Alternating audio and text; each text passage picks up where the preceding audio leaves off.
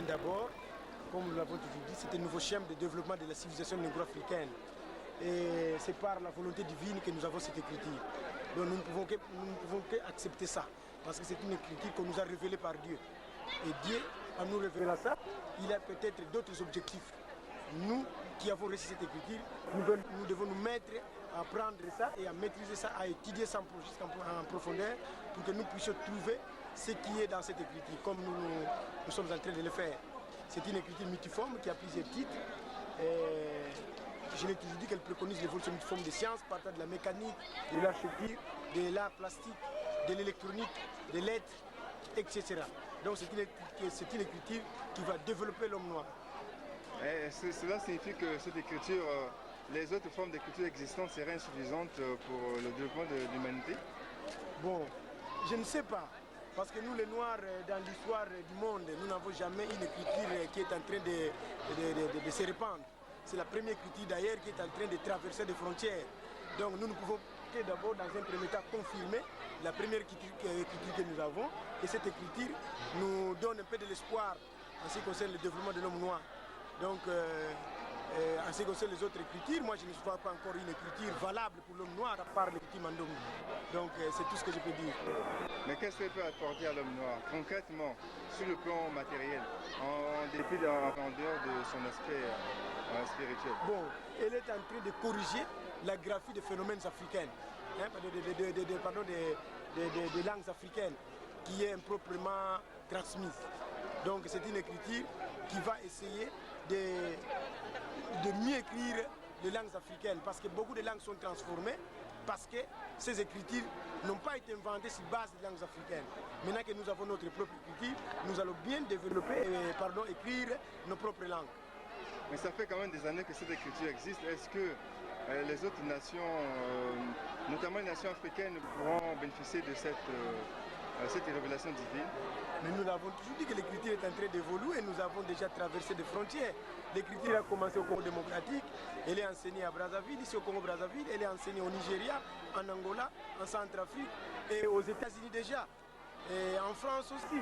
Donc cela prouve que les nations africaines sont contentes de cette connaissance.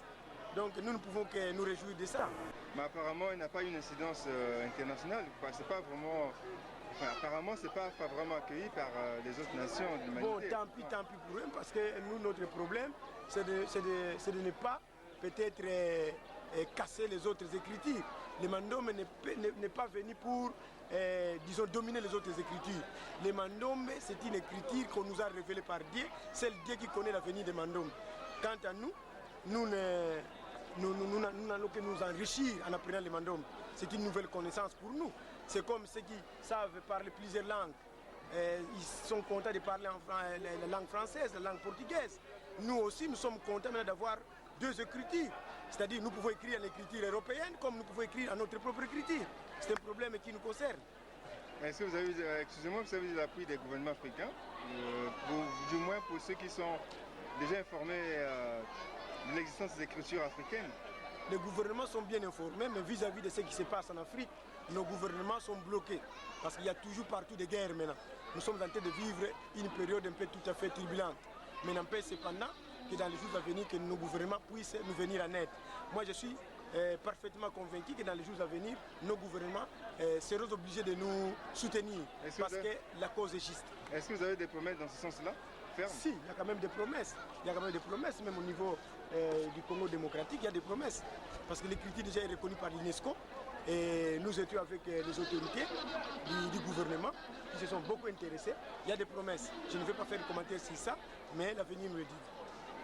Oui, j'espère que l'avenir nous le dira, mais est-ce que vous avez un dernier mot à l'endroit de ceux qui sont amoureux du savoir et ceux qui seraient intéressés le dernier mot que je peux avoir, je voudrais surtout beaucoup plus collaborer avec la presse. Parce que la presse, c'est un moyen nécessaire pour atteindre beaucoup de gens. Parce que vous pouvez bien vulgariser cette affaire en un rien de temps. Parce qu'ici, nous pouvons parler au Kimbangis ici. Mais la presse peut parler à plusieurs personnes en un moment, en une minute. Donc, raison pour laquelle je tiens vraiment à collaborer avec vous pour la grande expansion de cette écriture. Parce que nous voulons bien diffuser, informer les gens que l'écriture négro-africaine est là. que l'écriture négro-africaine existe maintenant, que tous les Noirs au monde doivent se réjouir qu'ils ont maintenant leur écriture.